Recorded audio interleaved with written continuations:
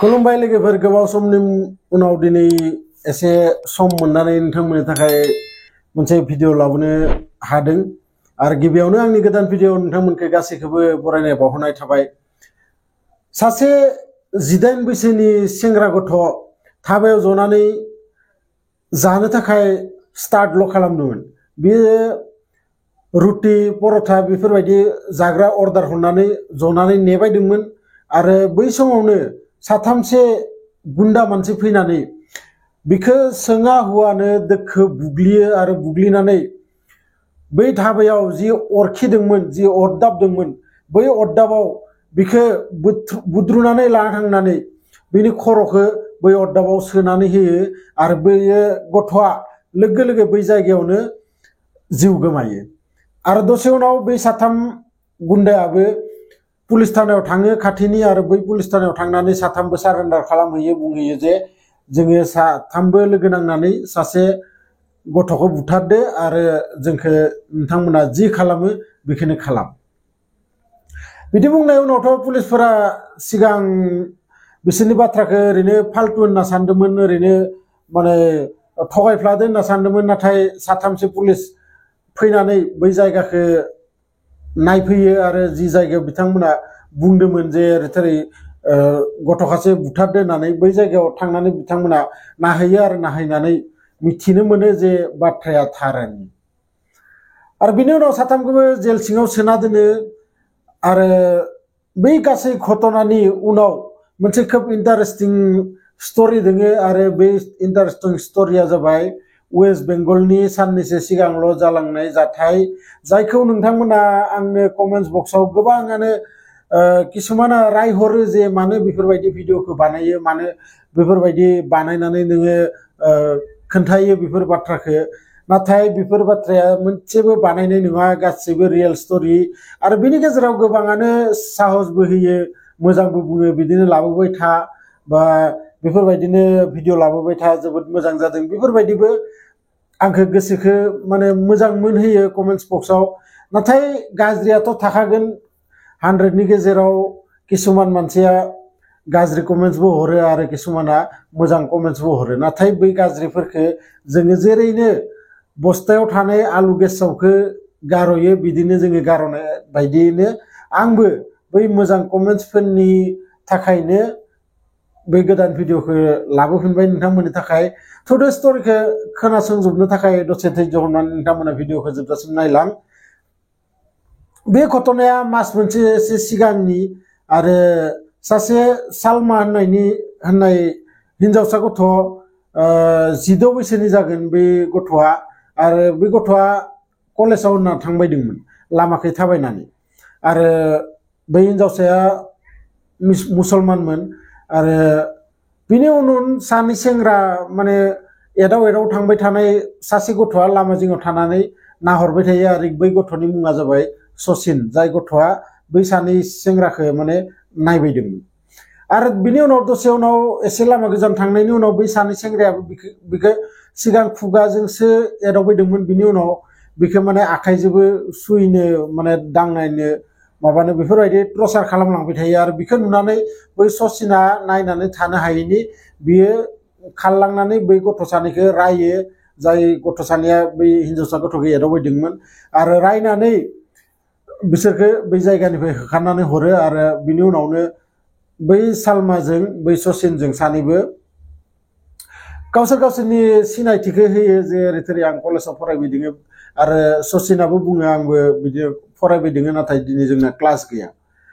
आरो बिदिनो सानैबो गावनि फन नाम्बारफोरखौबो लालायो। आरो बे सालमाया जोबोद साबायखर होयो जे नोंनि थाखायसो दिनै आङो बिराद मोनसे गेदेर माने खैफोदनिफ्राय रैखा मोननो हादों, नङाबा आंखौ दिनै बिसोरदि मा खालामगौमोन मिथिना मोना। आरो बिदिनो कलेजनिफ्राय बै सालमाया न'आव थांनानै गासै बाथ्राखौ बिफानो खोन्थाहैयो जे ओरै थोरै बाथ्रा दिनै आंनो सचिन होननाय सासे सेंग्रायासो आंखौ बेफोरबायदि खैफोदनिफ्राय बासायदो आरो आङो बिखौ माने निजेनि जोंहा फंबायबो गैया, मानोना बै सालमाया न'खरनि सासेल' फिसाजोमोन आरो बिसा बिदा फं गैयामोन। बिनि थाखायनो बै सचिनखौ बियो गावनि बिदाबो लिंबोयो आरो बिखौ बुङो जे एबार रक्षा बन्धन फैबाथाय नोङो जोंहानि न'आव फै आं नोंखौ रासि खागोन। मुसलमानबाबो बियो माने बै खामानिखौ मावनो थाखाय जोबोद माने बिखौ बुंनानै गारबोयो जे जोङो मुसलमान थेवबो आङो नोंखौ रासि खागोन एबार रक्षा बन्धनाव। आरो बे बाथ्राखौबो बिफानि सिगाङाव खिन्थानानै दोनो। बिदिनो फन रायलायहरनाय आरो सानैबो बिदिनो रायज्लायलायनाय स्टार्ट खालामबाय मबाइलजोंबो। आरो बिदिनो जेसेबांबार फन हरो एसेबांबारनो बै सालमाया बुङो जे रक्षा बन्धनाव नोङो जोंहानि न'आव फैथारनांगोन। लासै लासै समा बारग'लांबाय आरो सानसे ओरैबायदि सम फैबाय जिखालि जोंनि भारत हादराव गासैबो रक्षा बन्धन मानायबायदोंमोन। आरो बिखालि बै सालमायाबो बै सेंग्राखौ फन हरनानै खोन्थाहरो जे आदा नों बावबाय नामा आं मा खोन्थादोंमोन।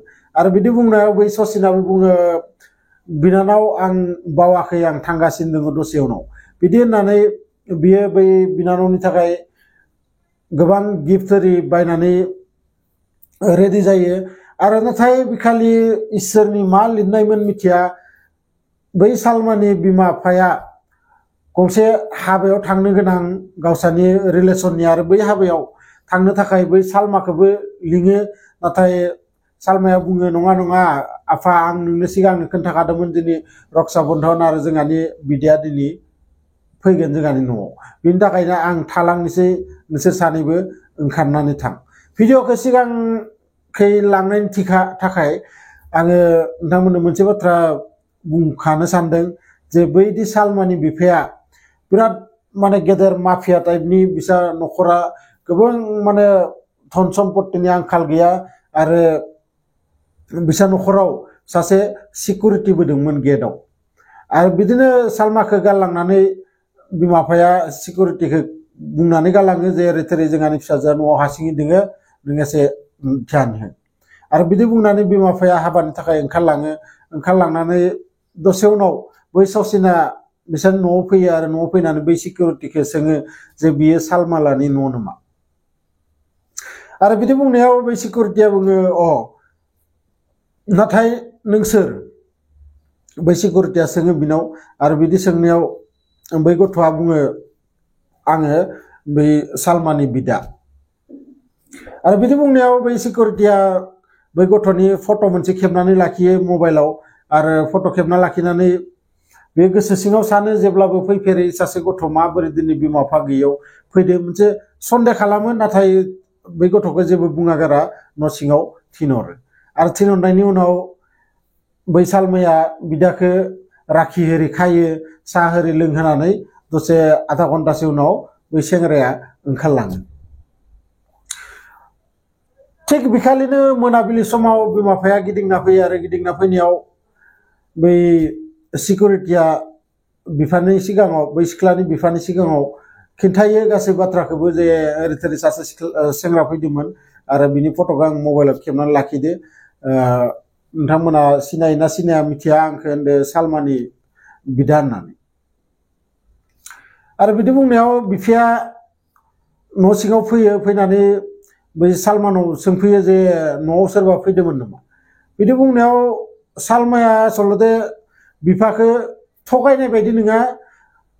बियो सानोमोन जे बिफाखौथ' सिगांनो खोन्थाखादो दिनै बिनि बिदाया फैनो गोनां।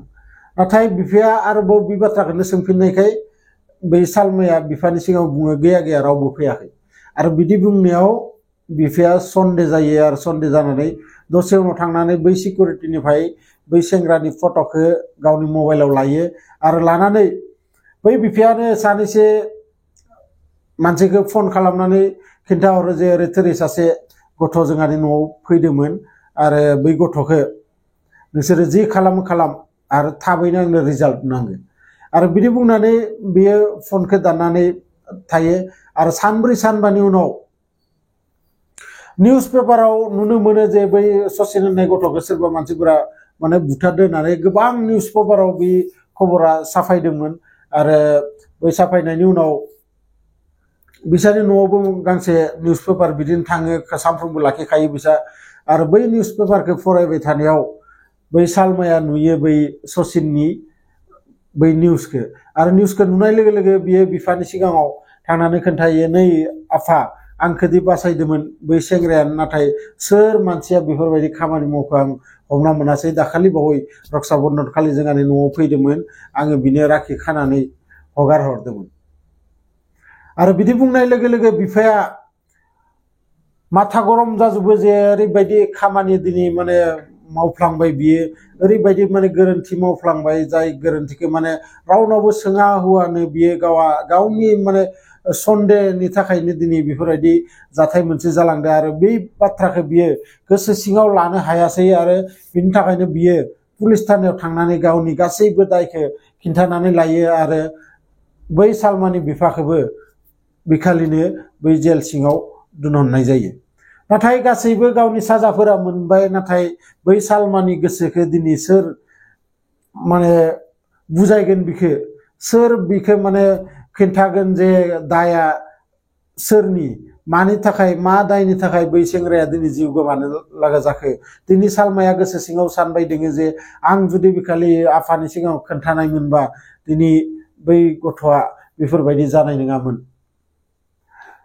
गतिके दा दाया सोरनि नोंथांमोनाबो कमेन्ट बक्सआव लिरहरनो हागोन दाथ' जाय साथाम गुन्डाफोरा बिखौ बुथारदोंमोन लोगोसे बिफाया जायखौ माने बिफानि थाखायनो बै गुन्डाफोरा मावदोंमोन बे बिफाखौबो जेलाव दोनहरनाय जादों आरो गावनि साजाखौ मोनबायानो नाथाय दिनै सालमाया जोबोद दुखुथिया जिबन लानानै थांनानै दोङो जायखिजाया नोंथांमोना भिडिअखौ मोजां मोनदोंबाथाय लाइक शेयार कमेन्ट्स खालाम आरो लोगोसे जायफोरा गोदानै आंनि चेनेलाव फैदों नोंथांमोना चेनेलखौ साबस्क्राइब खालामनानै ला मानोना आं बेफोरबायदि भिडिअ नोंथांमोननि थाखाय लाबोगासिनो थायो लोगो मोनगोन बिदिनो मोनसे इन्टारेस्टिं भिडिअ लानानै नेक्स्ट भिडिअआव गोजोन्थों।